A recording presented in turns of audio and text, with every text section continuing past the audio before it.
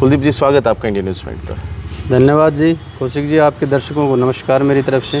जी, आपने सम्मानित क्षेत्रवासियों करके एक मैसेज छोड़ रखा है जी, तो क्या ये मैसेज है, किसके बारे में एक बार बताएंगे? ये मैसेज है कि हमारा शहीद स्मारक के निर्माण होना था जी। 2017 में तत्कालीन माननीय मुख्यमंत्री मनोहर लाल जी ने घोषणा करी थी कि हरियाणा के अंदर 2 शहीद स्मारक बनेंगे, एक अम्बाड़ा और एक नसीबपुर। ठीक है जी।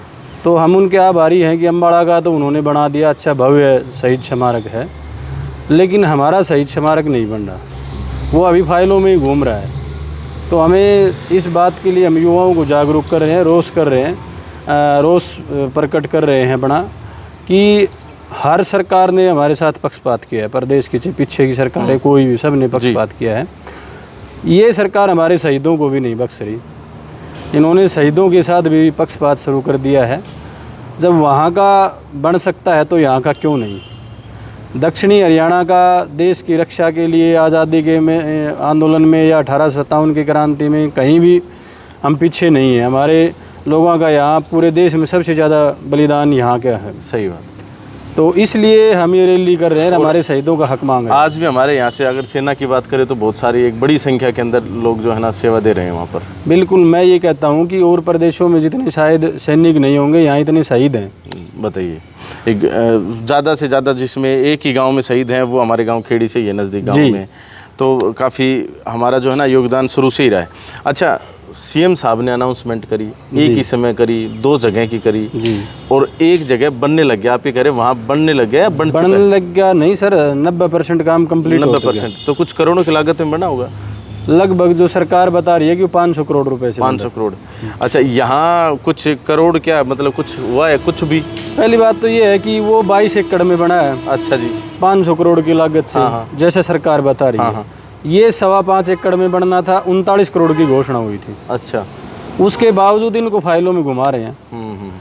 जबकि इस हरीरवाल क्षेत्र का, इसके यहाँ के 36 बिरादरी के लोगों ने किसी भी युद्ध में, चाहे वो इतिहास पढ़ते हैं, हम सुनते हैं, मैंने 2-4 प्रोग्राम अटेंड किए हैं इतिहासकारों के या उनके यहाँ ऑर्गेनाइज करवाए हैं, जैसे 1857 की क्रांति और राव तुलाराम और हरीरवाल का योगदान, इस तरह के उसमें निकल के आई है कि चाहे हेमू से लेके हुमायूं तक, या 1857 की क्रांति हो, चाहे उसके बाद में प्रथम विश्व युद्ध हो, द्वितीय विश्व युद्ध हो, 1947 का भारत पाक युद्ध हो, या फिर उसके बाद में 62 का, 65 का, 62 में रेजांगला था, जो भारत की कहते हैं विश्व की 5 लड़ाइयों में रेजांगला की गिनती आती है, जो शुमार हैं टॉप लड़ाइयाँ जो गिनी जाती हैं, उनमें रेजांगला का नाम आता है। उसके बावजूद हमारे शहीदों के साथ पक्षपात क्यों? यहाँ के लोगों, क्या यहाँ की युवा पीढ़ी को ये अधिकार नहीं है कि वो अपने शहीद पूर्वजों का इतिहास जाने और उनसे देश पे अपना सब कुछ लुटाने के लिए प्रेरणा ले उनसे?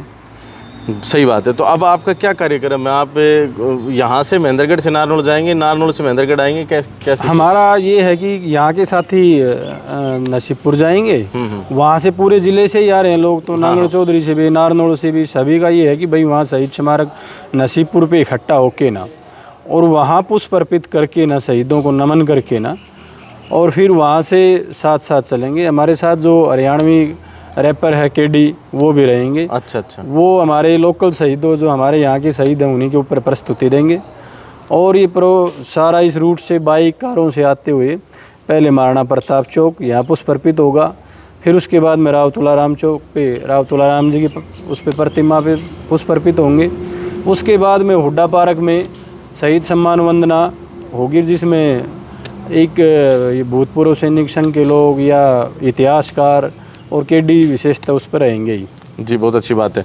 तो इस प्रकार से आपकी जो यात्रा है वो शहीद स्मारक नसीबपुर से चल के और इसी रोड से होते हुए नांगल सिरोही, फिर महाराणा प्रताप, यानी जो सतनाली मोड़ है। जी जी। तो यहाँ पर सतनाली चौक कह देते थे पहले, अब महाराणा प्रताप चौक हो चुका है। उसके बाद राव तुलाराम चौक, और वहाँ पर पुष्प अर्पित किए, फिर उसके बाद आप चले गए पार्क के अंदर। केडी की भी आपने प्रेजेंस करवाई दी? हाँ जी, युवा आ जाएंगे उसमें, युवा आ जाएंगे। और शहीदों के ऊपर वो लोकल शहीदों पे, वो एक राइटर भी है, तो कहते हैं कि लोकल शहीदों पे अच्छा लिख लेता है। अच्छा लिख लेता है। तो मैंने यहाँ की स्टोरी उनको उपलब्ध कराई है। अच्छा अच्छा। अब वो देखते हैं क्या लिख के लेके आते हैं। सही बात है। और दूसरा एक कारण हुड्डा पार्क का ये भी था कि हुड्डा पार्क में भी शहीद स्मारक के लिए ज़मीन देने के लिए नगर पालिका ने भी प्रस्ताव पास कर रखे है और डीसी साहब ने भी अप्रूवल कर रखा हाँ, है। तो उस जगह पर भी अगर मान लीजिए तो लेकिन वो अधिकारियों ने वो जगह चिन्हित करके उनको दी नहीं है। और भूतपूर्व सैनिक संघ ने या क्षेत्र के लोगों ने केवल ये कही कि आप ज़मीन दे दो, स्मारक हम खुद बना लेंगे। उसके बावजूद सरकार आनाकानी कर रही है। तो ये डेट एंड टाइम क्या रहेगा? ये 11 अगस्त को शाम 3:30 बजे 4 बजे के आसपास वहाँ से शुरू हो जाएगी और यहाँ जो भी टाइम लगेगा रास्ते में पौन घंटा 1 घंटा धीरे धीरे कार बाइक से चलती रहेगी। अच्छा कुलदीप जी, मेरे 1-2 सवाल हो रहे हैं आपसे विशेष तौर पर। एक तो ये कि जैसे हमारे क्षेत्र से अलग अलग युद्ध में या अलग अलग जो भी मतलब घटनाएं रही, उनमें बहुत सारे जो सैनिक हैं वो शहीद हुए, लेकिन अभी आपने एक युद्ध का जिक्र किया जो रेजांगला जो है, तो रेजांगला के बारे में मतलब क्या कहेंगे, एक बार हल्का सा हमारे ऑडियंस को बताएं। रेजांगला ये कि भारत और चीन के बीच में युद्ध हुआ था 1962 के अंदर जी। और उसके अंदर हमारे 120 सैनिकों की टुकड़ी वहाँ बताई जाती है, जैसे हम पढ़ते हैं फौजियों से सुनते हैं प्रोग्रामों में। और चीनी सैनिकों की 2000 प्लस 2200 या 2300 की टुकड़ी ने अचानक 10 गुना से भी ज़्यादा 10 गुना से भी ज़्यादा अचानक आक्रमण किया था रात के अंधेरे में। अच्छा। और उसके बावजूद वहाँ काफ़ी माइनस डिग्री टेम्परेचर होती हुई सबसे बड़ी बात यह है कि बताते हैं कि वो टुकड़ी हमारी जो भारतीय टुकड़ी थी अभी गई थी, वहाँ के वातावरण में ढली भी नहीं थी। और उन्होंने यही मौका देख के, क्योंकि शरीर को बॉडी को थोड़ा ढलने में समय लगता है, जब आप गर्म इलाके से एकदम से ठंडे उसमें जाते हैं तो वहाँ ऑक्सीजन की भी कमी है। और उसके बावजूद जितनी बहादुरी से लड़ाई बगैर हथियारों के, बगैर संसाधनों के, उन्होंने जैसे हम सुनते हैं बताते हैं कि 6 महीने बाद में जब वहाँ थोड़ा गर्मी का मौसम वार गडरिया जब सराहने गया और उन्होंने बताया कि वहाँ एक सैनिक के ऐसे यूँ बगल में बाजू के अंदर 4-4 सैनिकों को उन्होंने चीनी सैनिकों को दबा के मार रखा था। अच्छा, वहाँ बताते हैं कि 1300 चीनी सैनिक मारे गए थे। अच्छा। हमारे 113 शहीद हुए थे, 113 या 14। तो मतलब हमारी संख्या कम थी और उनके 10 गुना होने के बावजूद भी वही ज़्यादा मारे गए थे। बिल्कुल, उनको 10 गुना ही उनको मारा गया, हानि पहुँचाई गई। हानि पहुँचाई गई। बताते हैं कि ये विश्व में पहला ऐसा मामला है कि जो लड़ने आए थे जो दुश्मन सैनिक थे, उन्होंने ही इनकी वीरता और शौर्य को देखते हुए हमारे भारतीय सैनिकों की उनके सम्मान में अपनी जो राइफल थी वो उल्टी करके ना, उसके ऊपर हैट रख के ना, आर्मी जो कैप थी वो रख के ना, उनके सम्मान में वो रख के गए थे। अच्छा। तो जब विदेशी या जो दुश्मन सैनिक इतना सम्मान दे सकते हैं, हमारे भारतीय सरकार से वो सैनिक की मतलब वो शहीद स्मारक भी नहीं बनाया जा रहा। ये है। अच्छा, शहीद स्मारकों का जो विषय है वो तो चलिए सर्वजातीय है और सब मतलब क्षेत्रवासियों के लिए, लेकिन एक इस क्षेत्र के और इस अहिरवाल एरिया की एक और मांग है, अहिर रेजिमेंट, उसके ऊपर आप क्या कहेंगे? अहिर रेजिमेंट, देखो सरकार ये कहती है कि भाई अहिर रेजिमेंट अब बन नहीं सकती, कानून में संशोधन करना पड़ेगा, 2/3 बिल लाना पड़ेगा, क्योंकि जाति रेजिमेंट बनाना सरकार ने बंद कर दी बहुत पहले। अच्छा। चलो कोई बात नहीं, बंद कर दी, लेकिन क्षेत्र के नाम पे बन सकती है। अच्छा। इसमें अहिरवाल रेजिमेंट के नाम से वो बना सकते हैं। 36 बिरादरी के लोगों का उसमें सम्मान होगा, इस पूरे क्षेत्र का सम्मान होगा उसमें। सही बात। और हर बार जब भी कोई लड़ाई है इस क्षेत्र में किसी जाति विशेष का नहीं, सब लोगों ने योगदान दिया है। बिल्कुल। जब 1857 की क्रांति में देखते हैं हम कि राव तुलाराम के नेतृत्व में लड़े थे, तो वो केवल एक कोई सैनिक नहीं थे, वह यहाँ का आम किसान, जिसको भी पता चला, जिसको भी सूचना मिली, जिसके पास जो हथियार था वो सब शामिल हो लिए। वो एक कोई राजाओं की लड़ाई नहीं थी, वो सब किसान जवान सब शामिल हुए थे। इतिहासकार बताते हैं कि 1200 राजपूत, शेखावटी के राजपूत जो दूसरी कहीं सेना में थे, वो आके नार यहाँ राव तुलाराम के नेतृत्व में युद्ध लड़े थे। अच्छा, अब थोड़ा सा हम आ जाते हैं आपके व्यक्ति विशेष बातचीत पर कि कुलदीप सुरजनवास जो पहले पार्षद भी रहे हैं और एक आपने मतलब कि यहाँ पर महेंद्रगढ़ के हित में ही कभी इस्तीफा भी दिया था इसी चीज़ को लेकर।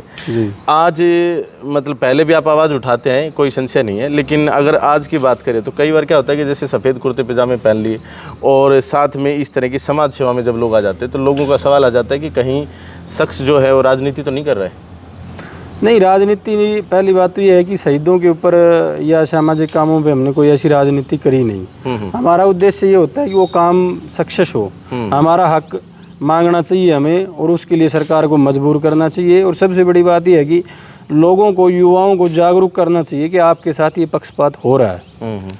भाई चाहिए हमारे इलाके की आप IMT लगा लो, वो माननीय मुख्यमंत्री जी खुद पत्थर रख के गए थे।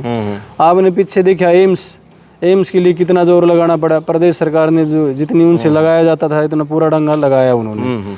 तो चलो आखिरी में हमारे लोग यहाँ धरने पे बैठे, किसानों ने भी अपनी ज़मीन सरकार के मनमानी रेटों पे दी, उसके बावजूद वो संभव हो पाया। ऊपर से राव इंद्रजीत सिंह जी के अथक प्रयास थे। आप राव इंद्रजीत जी के संपर्क में भी हैं जी, और समर्थक भी हैं जी, और वो अभी सरकार में भी हैं। हाँ जी। तो अब क्या लगता है कि कहीं जो है उनकी जो पैरवी है इसके मामले में, उनकी भी एक अपर लेवल की पैरवी होनी चाहिए? जी होनी चाहिए। वो समय समय पर सरकार को इसके लिए पत्राचार करते रहते हैं। पीछे उन्होंने मंच से भी उठाई थी ये बात, मीडिया में मंच से भी उन्होंने बोला कि भाई हमारा शहीद स्मारक क्यों नहीं। और वैसे भी मैं बता दूं कि ये पहले भी अम्बाड़ा वाड़ा ही बनने जा रहा था। अच्छा। ये तो जैसे जब सूचना मिली तो राव साहब ने उस टाइम पे CM साहब से बात करी और लिखित में दिया उनको, तब ये दोनों की घोषणा हुई थी जी। अब उनकी मनसा आप देख ही रहे हो कि फिर भी इसके बावजूद भी वो नहीं कर रहे। चलिए, बाकी हमारे जो युवा ऑडियंस है, खास तौर पर हमारे पास एक बड़ी ऑडियंस युवा में है और क्षेत्र की है सारी ऑडियंस, क्या अपील करते हैं? मैं सभी क्षेत्रवासियों से, सभी युवाओं से, विशेष करके सैनिकों से अपील करता हूं कि ज़्यादा से ज़्यादा इस जन आक्रोश यात्रा में शामिल होकर अपने शहीदों के हक व सम्मान के लिए आप नसीबपुर पहुंचे और सरकार को चेताएं कि अब महेंद्रगढ़ का युवा सो नहीं रहा है। वो अपने विकास कार्यों में तो पक्षपात कहीं 1% सहन कर सकता है, लेकिन अपने शहीदों के हक के लिए कहीं भी 1% भी बर्दाश्त नहीं होगी। ये आने वाले समय में सरकार को ये हमारा हक देना पड़ेगा। इसलिए आप ज़्यादा से ज़्यादा इस यात्रा में शामिल होकर और सरकार को चेताएं। धन्यवाद। आपका भी बहुत बहुत धन्यवाद जी। और साथियों, आपका बहुत बहुत धन्यवाद, आपने हमें इतना सुना।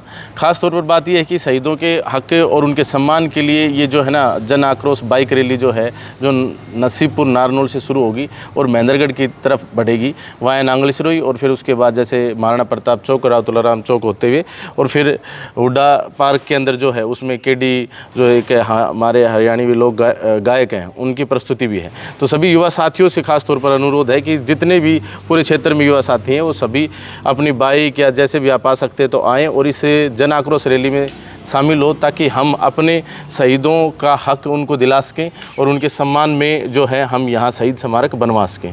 बाकी ये बहुत ही अतुलनीय जो है ना प्रयास है कुलदीप भाई का, आप इनका भी समर्थन करें और कमेंट बॉक्स में जय हिंद लिखकर सभी जो हमारे जितने भी साथी शहीद हुए हैं या आज भी हम जितने भी कार्य कर पाते हो इसलिए कर पाते कि क्योंकि फ़ौज में जो सैनिक है वो हमारी सुरक्षा कर रहे हैं, उन सभी का समर्थन करें।